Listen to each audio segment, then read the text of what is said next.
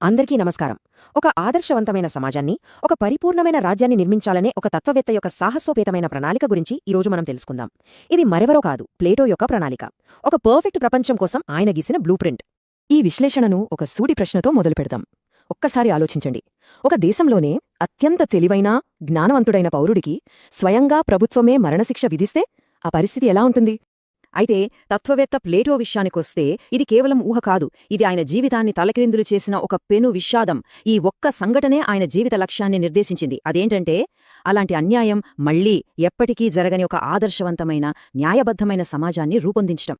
సరే, అసలు ప్లేటో జీవితాన్ని అంతలా ప్రభావితం చేసిన ఆ విషాదకర సంఘటన ఏంటి? ఒక మరణం ఎలా ఒక గొప్ప తాత్విక ఆలోచనకు బీజం వేసిందో, ఒక తత్వవేత్త యొక్క లక్ష్యాన్ని ఎలా నిర్దేశించిందో ఇప్పుడు చూద్దాం. ప్లేటో ప్రయాణం క్రీస్తుపూర్వం 428లో ఏథెన్స్లో ఒక సంపన్న కుటుంబంలో మొదలైంది. అంతా బానే ఉంది. తన 20వ ఏట ఆయన జీవితంలోకి గురువు సాక్రటీస్ ప్రవేశించారు. కాని ఆ తర్వాత కొన్నేళ్లకే, అంటే క్రీస్తుపూర్వం 399లో ప్లేటో జీవితాన్ని శాశ్వతంగా మార్చేసిన ఆ సంఘటన జరిగింది. ఏథెన్స్ రాజ్యం ఆయన గురువైన సాక్రటీస్పై విచారణ జరిపి మరణశిక్ష విధించింది. ఈ ఒక్క సంఘటన ప్లేటో ఆలోచనా విధానాన్ని పూర్తిగా మార్చేసింది. తన గురువు మరణంతో ప్లేటోకి ఒకటే అర్థమైంది: సమాజాన్ని మార్చాలంటే ముందు మనం చూస్తున్న ఈ ప్రపంచం, ఈ వాస్తవికత అసలు స్వరూపమేంటో తెలుసుకోవాలి. ఈ అన్వేషణే ఆయన్ను తన ప్రసిద్ధ రూపాల సిద్ధాంతం వైపు నడిపించింది. అసలు ఏంటి ఈ రూపాల సిద్ధాంతం? చాలా సింపుల్గా చెప్పాలంటే, ప్లేటో ప్రకారం మనం కళ్లతో చూసే ఈ ప్రపంచం, అంటే ఈ భౌతిక ప్రపంచం నిజమైనది కాదట. ఇది కేవలం ఒక నీడ లేదా ఒక అసంపూర్ణమైన కాపీ మాత్రమే. మరి అసలైన ప్రపంచం ఎక్కడుంది? అది మన ఆలోచనల్లో, రూపాల రూపంలో ఉంది. అది పరిపూర్ణమైనది, శాశ్వతమైనది. ఈ కాంప్లెక్స్ ఐడియాని అర్థం చేయించడానికి ప్లేటో ఒక అద్భుతమైన కథ చెప్పారు. అదే గుహ యొక్క రూపకాలంకారం. ఊహించుకోండి, కొంతమంది ఖైదీలు ఒక గుహలో పుట్టినప్పటినుంచి గొలుసులతో కట్టేసి ఉన్నారు. వాళ్లు కేవలం వాళ్ల ముందున్న గోడను మాత్రమే చూడగలరు. వాళ్ల వెనుక మంట మండుతోంది. ఆ మంటకి వాళ్లకి మధ్య కదిలే వస్తువుల నీడలు గోడమీద పడతాయి. ఆ ఖైదీలకు ఆ నీడలే నిజమైన ప్రపంచం. ఒకరోజు వాళ్లలో ఒక ఖైదీ ఆ గొలుసులు తెంచుకుని బయటకు వస్తాడు. సూర్యరశ్మిని, అసలైన ప్రపంచాన్ని చూసి షాకవుతాడు. అప్పుడతనికి అర్థమవుతుంది, తను ఇన్నాళ్లు చూసింది నిజం కాదు, కేవలం నీడలు అని. ఈ సత్యాన్ని మిగతావాళ్లకి చెప్పాలని తిరిగి గుహలోకి వెళ్తే వాళ్లతన్ని నమ్మకపోగా పిచ్చోడంటారు. చూసారా, ప్లేటో చెప్పాలనుకున్నది కూడా ఇదే. ఆయన మాటలో చెప్పాలంటే, వాస్తవికత అనేది ఆలోచనల యొక్క నీడ. మనం ఈ నీడల ప్రపంచం నుంచి బయటపడి అసలైన ఆలోచనల ప్రపంచాన్ని చూడాలి. అదే జ్ఞానం. సరే, వాస్తవికత గురించిన ఈ కొత్త అవగాహనతో ప్లేటో ఏం చేశారు? దాన్ని ఉపయోగించి ఒక ఆదర్శవంతమైన రాజ్యాన్ని నిర్మించడానికి ఒక బ్లూ ప్రింట్ తయారుచేశారు. ఆయన దృష్టిలో రాజ్యం అంటే మరేదో కాదు, ఒక వ్యక్తి యొక్క పెద్ద రూపం. అంటే ఒక వ్యక్తిలో ఎలాంటి గుణాలుంటాయో రాజ్యంలో కూడా అవే కనిపిస్తాయి. ఇక్కడ చాలా ఆసక్తికరమైన పోలిక పెట్టారు ప్లేటో. ఆయన మానవ ఆత్మని 3 భాగాలుగా చూశారు. 1 హేతు అంటే రీజన్, 2 ధైర్యం, 3 ఆకలి లేదా కోరికలు. ఇదే సూత్రాన్ని రాజ్యాన్ని కూడా వర్తింపజేశారు.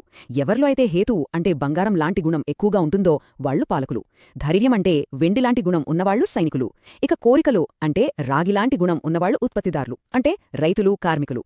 మరి ప్లేటో దృష్టిలో న్యాయం అంటే ఏంటి? అది కోర్టులో తీర్పులు చెప్పడం కాదు, అదొక సామాజిక సమతుల్యత. పాలకులు పాలన, సైనికులు రక్షణ, ఉత్పత్తిదారులు ఉత్పత్తి.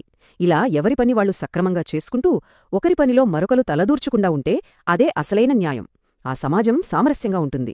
అయితే ఇంత పర్ఫెక్ట్ రాజ్యాన్ని నడపగల నాయకులను తయారుచేయడం ఎలా? వాళ్లు అవినీతిపరులు కాకుండా ఎలా చూడాలి? దీనికోసం ప్రతిపాదించిన ప్రణాళిక నిజంగానే చాలా రాడికల్, చెప్పాలంటే వివాదాస్పదం కూడా. అదే తత్వవేత్త రాజును సృష్టించడం. ఆ రోజుల్లో గ్రీస్లో 2 రకాల విద్యా వ్యవస్థలుండేవి. ఒకటి ఎథీనియన్ మోడల్, ఇది చాలా వరకు ప్రైవేట్, ఇక్కడ కళలు, మేధస్సుకి ఎక్కువ ప్రాధాన్యత ఇచ్చేవారు. రెండోది స్పార్టన్ మోడల్, ఇది పూర్తిగా ప్రభుత్వ నియంత్రణలో ఉండేది. దీని ముఖ్య ఉద్దేశం కఠినమైన క్రమశిక్షణతో సైనికులను తయారు చేయడమే. ప్లేటో ఏం చేశారంటే, ఈ 2 వ్యవస్థలోని మంచిని తీసుకుని కలిపేశారు. ఆయన ఒక కొత్త, ప్రభుత్వ నియంత్రిత విద్యా వ్యవస్థను ప్రతిపాదించారు. ఇది జీవితకాలం కొనసాగుతుంది. దీని ద్వారా తయారయ్యే పాలకులకు ఏథెనియన్ల లాంటి తెలివితేటలు, స్పార్టన్ల లాంటి అచంచలమైన క్రమశిక్షణ రెండూ ఉంటాయి. ఈ పాలకుల కోసం ప్లేటో పెట్టిన రూల్స్ వింటే ఆశ్చర్యపోతాం. వాళ్లని సంరక్షకులు అంటారు. ఈ సంరక్షకులకు 1 ఎలాంటి ప్రైవేట్ ఆస్తి ఉండకూడదు, ఎందుకంటే ఆస్తి ఉంటే అవినీతి వస్తుంది. 2 సాంప్రదాయ కుటుంబ జీవితం అసలే ఉండకూడదు. పిల్లల్ని కనడం కోసం ప్రభుత్వం ఏర్పాటు చేసిన తాత్కాలిక బంధాలు మాత్రమే ఉంటాయి. పిల్లలు పుట్టాక వాళ్లను ప్రభుత్వమే సామూహికంగా పెంచుతుంది. సొంత తల్లిదండ్రులు ఎవరో కూడా వాళ్ళకి తెలియదు, ఎందుకంటే బంధుప్రీతి ఉండకూడదు. పాలకుడికి ప్రజలందరూ సమానమే. ఇంకా ముఖ్యంగా మహిళలకు కూడా పాలకులు అయ్యే పూర్తి సమాన అవకాశం ఇచ్చారు ప్లేటో. ఇది ఆ కాలంలో చాలా పెద్ద విప్లవాత్మకమైన ఆలోచన. ఇవన్నీ వింటుంటే ఏమనిపిస్తోంది? ప్లేటో ఒక గొప్ప మేధావా లేక నియంతృత్వ ఆలోచనలున్న నిరంకుశుడా? ఈ ప్రశ్న శతాబ్దాలుగా తత్వవేత్తలను వేధిస్తూనే ఉంది. ఆయన వారసత్వం ఎందుకంత వివాదాస్పదమో ఇప్పుడు చూద్దాం. ఒకవైపు రాల్ఫ్ వాల్డో ఎమర్సన్ లాంటివాళ్లు ఉన్నారు. ఆయనేమన్నారంటే ప్లేటోనే తత్వశాస్త్రమే ప్లేటో అని.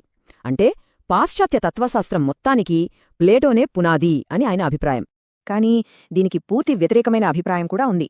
ఆర్హెచ్ఎస్ క్రాస్మెన్ ఏమంటారంటే ప్లేటో తత్వశాస్త్రమనేది స్వేచ్ఛాయుత ఆలోచనలపై చరిత్రలో జరిగిన అత్యంత భయంకరమైన లోతైన దాడి అని విమర్శించారు. ఈ రెండు తీవ్రమైన అభిప్రాయాల మధ్య బహుశా కార్ల్ పాపర్ మాటలు మనకొక మంచి ముగింపునిస్తాయి. ఆయన ఏమన్నారంటే మనం ప్లేటోని సమర్థించవచ్చు లేదా వ్యతిరేకించవచ్చు, కాని ప్లేటోని పట్టించుకోకుండా ఉండలేం. అంటే ఆ తర్వాత వచ్చిన రాజకీయ ఆలోచనలన్నీ ప్లేటోకు అనుకూలంగానో వ్యతిరేకంగానో పుట్టినవే తప్ప ఆయన ప్రభావాన్ని తప్పించుకోలేవని. చివరిగా ఈ ప్రశ్నతో ఈ విశ్లేషణను ముగిద్దాం. ప్లేటో కలగన్న ఆ ఆదర్శ రాజ్యం సమాజానికి ఒక పరిపూర్ణమైన బ్లూప్రింటా లేక వ్యక్తి స్వేచ్ఛను పూర్తిగా హరించే ఒక నిరంకుశ పీడకలనా? ఈ ప్రశ్న ఇప్పటికీ మనల్ని ఆలోచింపజేస్తూనే ఉంది.